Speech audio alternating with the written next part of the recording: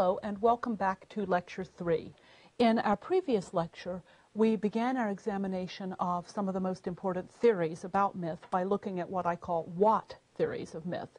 In this lecture, we're going to move on to the why theories of myth and look at the psychological theories of Freud and Jung, the structuralist approaches of Propp, Lévi-Strauss, and Burckhardt. We'll also discuss the work of the very popular theorist Joseph Campbell. This century has seen the development of crucially important, extremely influential, and very complex theories about myth, which fall under the category that I've called why theories. Again, obviously, all I can do is scratch the barest surface of these theories, but we will begin with the psychological theories of Freud and Jung, and then move on to structuralist theories. The thing that these why theories have in common is that they assume myth reflects the same underlying human realities in all cultures, and that myth therefore is somehow cross-cultural or transcultural, rather than being specific to the individual culture in which it develops. So let's begin with Sigmund Freud. Among his other contributions to modern thought, Freud proposed that myth reflects psychological forces present in the individual, and through the individual, of course, present in society. Clearly, his most important contribution to the study of myth was his interpretation of Sophocles' treatment of Oedipus the king to develop his own, Freud's own, theory of the Oedipus complex. Freud developed the Oedipus complex as a theory after he asked himself why it was that Sophocles' tragedy about Oedipus the king was still so compelling, so electrifying to modern audiences. Freud disagreed with the interpretation given by most critics of his time, which was that it was the interaction of fate and free will in that drama that made it so compelling. The fact that Oedipus, by trying to avoid his fate through the use of his free will, drives himself ever more inexorably into his fate. Freud said that can't explain its popularity because there are other dramas written about the interaction of fate and free will that are not so compelling, that do not retain their popularity centuries after they were written, or even decades after they were written. Therefore, he thought the appeal of the story of Oedipus must lie not in the fate-free will issue, but in something specific to that narrative, in the details of that story, rather than in its wider issues. And of course, the details of the Oedipus story are that Oedipus is a man who killed his father and married his mother. Freud saw this as reflecting the repressed desires of all male children to do away with their fathers and have access to their mothers. According to Freud, not just the Oedipus myth, but myths in general are in effect the collective dreams of the human race. By that he meant that he thought myths utilized the same kind of imagery, condensation, and displacement that we find in our own individual dreams. And he thought that the imagery of myth was similar to the imagery of dreams, and of course in both cases Freud thought that this imagery was primarily sexual in nature. Oedipus is a story about, at least in part, about a sexual relationship, but Freud saw sexual imagery in other myths as well. The second great psychological theorist of this century to grapple with myth was, of course, Carl Jung. Jung saw myths as reflections of the collective unconscious. In particular, Jung thought that myth draws on archetypes, which are contained in the collective unconscious. By archetypes, he meant, more or less, recurrent images that exist cross-culturally and throughout time. Images such as the image of the wise old man, the earth mother, the maiden, that sort of thing. Jung thought that myth utilizes these images, these archetypes, and that we find myth compelling because we, too, partake of the archetypes as we partake of the collective unconscious. Because myth, according to Jung, reflected the archetypes of the collective unconscious, he thought that myths were crucially important, both for the individual and for society. He probably accorded more importance to myth than Freud did. Now, so the psychological approach is only one universalist, or to use my terminology, why approach to myth. The other main school of thought that has developed around myth in this century is what's called structuralism. Structuralism is very difficult to define briefly and simply.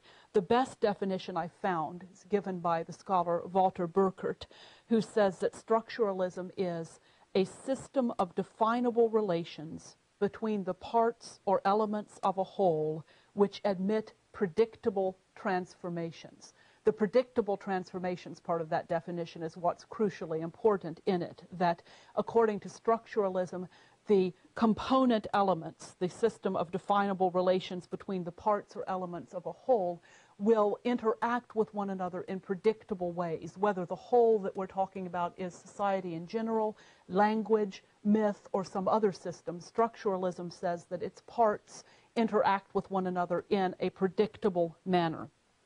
There are two primary varieties of structuralist theory that I want to look at here. The first is often called the formalist school. Some people separate it from structuralism entirely and call it formalism instead. It was developed by a Russian folklorist named Vladimir Prop, who analyzed traditional tales based on their surface elements, based on the actual narrative elements that appear in these traditional tales. Looking at Russian folktale, Prop found one basic pattern of tale, which could be called the quest pattern, which he further analyzed into 31 separate elements, or as he called them, 31 separate functions. Now, an important thing to understand about Prop's kind of analysis, about formalist analysis, is he was not saying that every single tale would have all 31 of these functions. One story might have functions 2, 3, 5, 7, 8, 9, 13, 15, and so forth. Another story might have functions 1, 2, 7, 8, 10, 11, 12, 15, 17, and so forth. But when you study the entire body of traditional tales, you find the same functions, and this is crucial, they appear in the same order. Thus, it is the sequence of functions which creates or defines the tale for a formalist analysis, not the characters who happen to appear in the tale. The characters are not the tale's defining characteristic, to make a bad pun that I didn't realize I was about to make. Let me give an example to try to clarify this. We could say that a tale in a formalist analysis may include the elements of a young man being driven out of his home by a wicked elder male relative, going on a journey in which he encounters several monsters, killing at least one of those monsters, and as a reward for his efforts being given the hand of a princess in marriage. Whether we call that hero Jason or Perseus or Prince Charming or Luke Skywalker makes very little difference. The tale, the story, is the same. That's the basic understanding of formalism. The second main category of structuralism, and in fact what most people are referring to when they talk about a structuralist approach to myth, looks at the underlying structure of the myth rather than at the surface narrative of a given myth. This approach was developed by Claude Lévi-Strauss. And the main point, or a main point, of Lévi-Strauss's theory is his claim that myth exists to mediate contradictions, that human society, and indeed human thought in general, operates through a series of binary contradictions, binary oppositions, and that myth and other structures of society exist to mediate these contradictions or these oppositions. Oppositions such as the opposition between nature and culture, which Lévi-Strauss says appears, among other ways, in the opposition between raw food and cooked food. Raw food standing for nature, cooked food standing for culture. Another opposition that myth could mediate would be between gods and humans, between death and life, that sort of thing. Lévi-Strauss claims that not just human culture, but human thought itself operates through these binary oppositions, and that many of our cultural structures and artifacts exist to mediate these oppositions. This form of structuralism developed as a subcategory of linguistics. It was applied first to language and then was expanded to include other systems such as myth. Under structuralism, under Lévi-Strauss's structuralism, myth is seen as analogous to language, just as the individual components of language, the sounds or phonemes, have no inherent meaning in themselves. The sound k has no meaning by itself. The sound t has no meaning by itself. put a vowel in between them to get cat or cut or cot, and you start to have meaning. The individual sounds mean nothing. It's a relationship to one another that conveys meaning. Lévi-Strauss would say that the components of myth, which are sometimes called mythemes, to press the analogy with phonemes, the components of myth have no independent meaning by themselves. Oedipus by himself means nothing. It's only putting these components into relationship with one another that gives them meaning. One of Lévi-Strauss's most controversial claims is his statement that a myth is made up of all its variants. And by all its variants, he means all its variants, not just within the culture that developed it, but also within any culture that refers to it or uses it. So Lévi-Strauss says that Freud's interpretation of the Oedipus myth, Freud's theory of the Oedipus complex, is now part of the Oedipus myth. And if we're going to analyze the Oedipus myth, we have to take Freud into account no less than we take Sophocles into account. So he gives a very broad, elongated through time definition of what a myth is. A more recent development in structuralism is the work of Walter Burkert, the same man whose definition of structuralism I quoted a few minutes ago, who has developed a structuralist approach that differs from both Propp's and Lévi-Strauss's in assigning the basic impetus for certain myths to what he calls biological programs of action. Burkert's theory resembles Propp's in that he isolates narrative elements that recur in different myths, in different tales, and from them identifies certain types of tale. One example of this is what Burkert calls the girl's tragedy. In the girl's tragedy, as analyzed by Burkert, there's a sudden break in a young girl's life which causes her to leave home. She then undergoes a period of seclusion which comes to an end in a violent encounter with a male, often a god, sometimes a human, sometimes even an animal. This violent encounter results in her pregnancy. She then undergoes a period of tribulation, suffering, and punishment, but at the end of the story, she's rescued and reintegrated into society, often given a new and higher status in society, often through the birth of a child, of a son. Now, Burkert's contribution, so far, so much like Propp, Burkert's contribution is to say that these kinds of stories reflect underlying biological realities. The girl's tragedy, the female tragedy, he connects to the stages of a young girl's puberty and maturation, so that the sudden break in her life would be menarche, her first menstruation, followed often in many cultures by actual seclusion and a kind of initiation ceremony. The catastrophe, the violent encounter with a male, would be defloration, her first sexual encounter. The period of tribulation and suffering would be her pregnancy, and the happy ending, the rescue, would be the birth of her child and her emergence as an adult woman. His thesis that these narrative elements are rooted in actual biological realities that can be traced beyond early human all the way back to pre-human culture, is controversial, to say the least. By no means every scholar accepts this thesis, but that is Burkert's main contribution. He also assigns great importance to ritual, particularly to initiation rituals, and so he is sometimes referred to as a neo-ritualist as well as being a structuralist.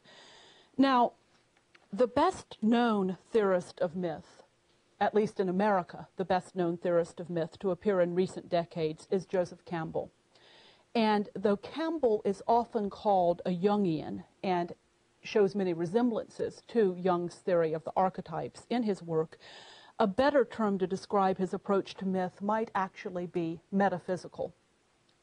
Campbell assumes that he takes as a given the idea that all myth is the same cross-culturally, that myth functions in the same way in every society, that myth reflects a reality of the human mind that is recognizable and is the same throughout cultures and across time. Like Fraser's, his method depends largely on gathering examples of narrative similarities from different cultures. That's, as anyone who's seen his lectures or read his books will remember, that's one of the main things he does, is cite different examples of what he sees as the same narrative elements from many different cultures. He assumes that myth is true in a metaphysical or spiritual sense. By that I mean he imputes a spiritual meaning to myth that he thinks is constant across societies and across time, but is also crucial for individual psychological and spiritual health. In other words, Campbell sees the main function of myth as an expression of a particular spiritual reality in the human mind. That's what he thinks myth is, what he claims that myth is. Interestingly, Campbell separates this spiritual element of myth from the specific religious doctrines held by the societies that formed the myths. So rather than thinking that myth is understandable only within his culture, within a particular culture, Campbell tends to say that myth is most understandable outside of culture, because the religious doctrines imposed by culture he sees as distortions of the original spiritual meaning of myth. Now, Joseph Campbell is an extraordinarily engaging lecturer and author, and he is very, very popular. But despite his popularity, most scholars, and I include myself here, do not have a high opinion of Campbell's work. There are several main reasons for this. First of all, he never attempts any rigorous demonstration of the validity of his interpretations of myth. Instead, he simply asserts his interpretations as a given. He assumes that all myth reflects one spiritual truth, or rather, he assumes that there is one spiritual cast to the human mind, that that is part of the essence of being human, and that myth reflects it. Both of those assumptions are questionable, even if we agree, which many people would not, that there is one spiritual cast to the human mind. The assertion that myth reflects that spiritual cast of the human mind needs to be argued and not simply asserted. As I say to my students when I assign them term papers, assertion is not evidence. To simply say that something is so is not to give evidence that it is so. And Campbell doesn't ever give evidence. He simply states his belief that myth reflects one spiritual reality and takes that as a given throughout his work. If you agree with him that it does, if you agree with this interpretation, then his work may be very compelling. But if you don't agree, he never gives any evidence to show why you should. Secondly, Campbell claims to be discussing narratives that occur worldwide, narratives that he calls monomyths. He claims that the same mythic narrative occurs worldwide throughout cultures and throughout time. But he constructs these narratives or demonstrates these narratives by taking one narrative element from a story in one culture, another from a story in another culture, yet a third from a story in yet another culture, puts them all together and says, here is the monomyth, here is the underlying narrative. But in fact, that underlying narrative doesn't exist in any culture. Now, you may be thinking, but wait a minute, isn't that what you just said Propp and Burkert do? But there's a difference. Propp works within Russian folktale, within one culture, and finds the different elements that make up his tale within one culture. So does Burkert when he's talking about the maid's tragedy, the girl's tragedy, for instance. He's looking at Greek culture. Campbell ranges across time and across cultures, takes an element from, say, Polynesia, another from Native American myth, another from ancient Greek myth, puts them all together and says they all refer to a monomyth, to a narrative structure that does not exist in any one of these cultures. That is questionable. That's an assumption that many of us find ourselves unable to make. He also tends to assume that mere multiplication of examples amounts to proof of his interpretation. So if he can find 10 examples of a hero going out and slaying a dragon, he assumes that this amounts to proof of his interpretation of what that narrative element means.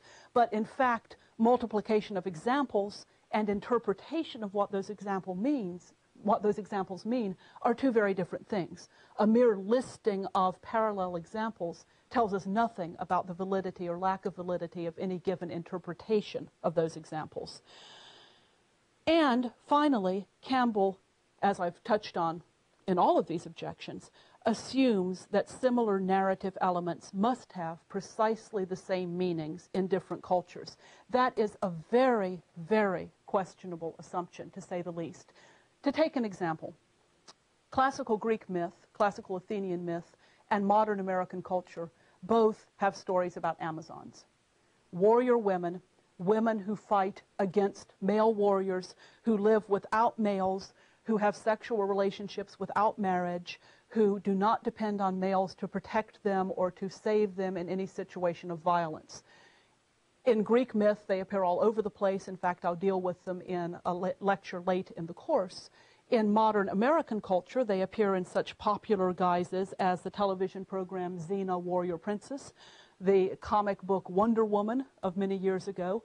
And yet, despite the fact that these figures are very, very similar, independent, strong, warrior women who use violence as much as men use violence, it would be a grievous mistake to think that they have the same implication in ancient Greek society and in modern American society.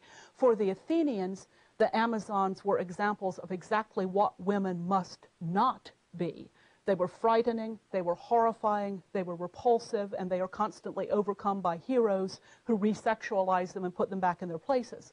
In modern American culture, at least the fans of Xena, Warrior Princess, see her as an affirmation, an example of a strong, independent woman, of what women can do on their own to protect themselves without men. I have friends who encourage their young daughters to watch Xena because they think she's such a wonderful role model.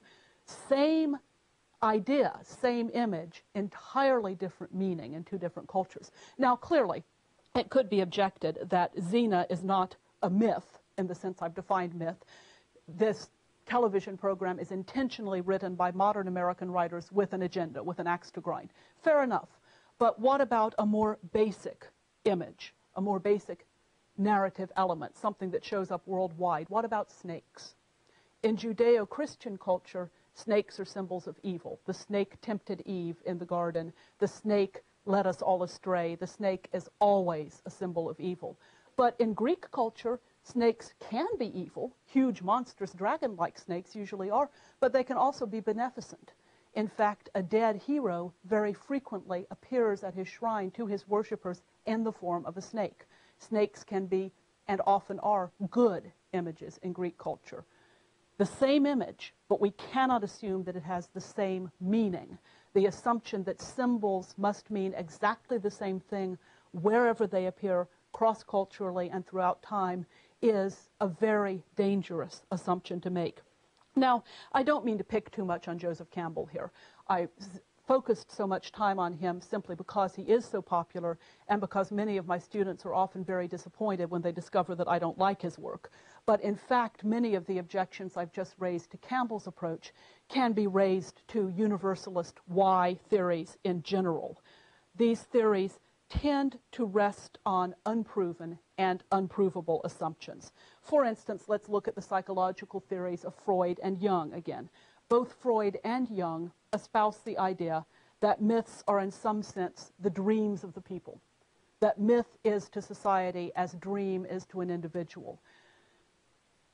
But what do they mean by that? This implies, this depends on the idea that a people or a society has a collective mind capable of dreaming, which strikes me at least as a rather odd and very problematic assertion. Now, I know I've said in my working definition that myths are stories a society tells itself, but that similarity of phrase, I think, doesn't indicate a similarity of meaning here. When I say that myths are stories a society tells itself, that's a kind of shorthand for saying myths are stories that a great many individuals within a society tell. When we say that a society believes in something, American society believes in freedom of speech, what we mean by that is that most individuals within society believe in freedom of speech. But when Freud says myths are the dreams of a society, I don't think he does simply mean that individuals within that society have dreams. I think he's saying something else. I think he's positing that a society can somehow dream just as an individual can. I, at least, don't see how that's possible. I don't see how a society can dream any more than a society can feel hunger or thirst or fall asleep. So Freud posits that myths are dreams of a society or function to a society as dreams do to a human. He doesn't ever demonstrate it. He also assumes that dreams, the symbols in dreams and in myths, have the same significance cross-culturally. One of his main points in his first articulation of the Oedipus complex, one of the things that made Freud think he was on the right track, is a line in that play where Jocasta says to Oedipus many a man before you has dreamed of sleeping with his mother. Freud saw that as proof that throughout time, across cultures, male human beings desire as small children to have sexual access to their mothers, feel terrible guilt over this desire, repress it, and it then comes up through their subconscious and manifests itself in their dreams. But if we look at handbooks of dream interpretation that were current in classical Greece and Hellenistic Greece, we find that a dream of sex with one's mother was often seen as a good dream, a good omen. It could indicate that a man was about to return to his native land, for instance, that he was about to get some possessions that he wanted. It does not seem to reflect the guilt and repression that Freud assumes must be operating there. So even if Freud is right that this guilt and repression operate in 20th century male children, that doesn't necessarily prove that they operated in 5th century BC male children. Jung posits the collective unconscious and the archetypes, never demonstrates that they exist. Lévi-Strauss assumes that the mediation of oppositions is a driving force of all cultures and in fact underlies human thought itself, never demonstrates that this is so. So the objections I had to Campbell's theory apply really to most of these why theories, including Burckhardt. Burckhardt assumes that myth is rooted in pre-cultural biological necessities. I find that a fascinating suggestion. I admire Burckhardt's work greatly, but again, it cannot possibly be demonstrated. It can only be asserted. So where does this leave us? The best approach may be to recognize that myth is a varied category, a recognizable category. Again, we all know it when we see it, but it's hard to pin it down to any one theory, or to put that a little less discouragingly, the best approach may be to recognize that myth can include all of these theories and more. No one theory we've looked at of either the what category or the why category seems to me at least to be sufficient to explain myth overall as a category. That doesn't mean that these theories can't be useful for elucidating individual myths. They can, and they certainly are. I would suggest that the best way to proceed, what we ought to do, is use these theories in conjunction with one another, see what they can tell us about different myths, but not try to force myth to fit the pattern of any one of them. And to be fair, I should say that while these theories I've discussed can't be proven, they can't be disproven either. There's no way to show that they are incorrect, and they therefore should and can be employed as tools when and where they are useful.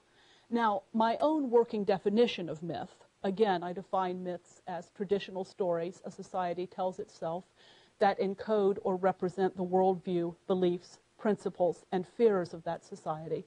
That definition obviously combines elements from several of the theories that we've looked at. I think, as I hope that definition shows, that myths give us a great deal of insight on what a specific culture thinks about the nature of the world in general, and about key elements within the world, and about key questions, such as the nature and function of the gods. Are there gods? What are they like? What do they do?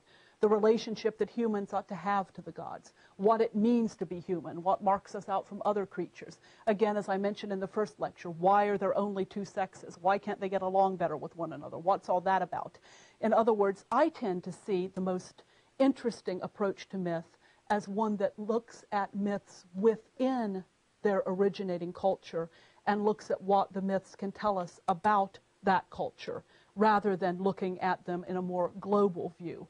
Obviously, I find the universalizing why theories of myth, psychological, structuralist, or what have you, less useful than an approach that examines myth within the culture that developed it. That's my own personal bias, if you want to put it that way, or the way my own personal intellect works.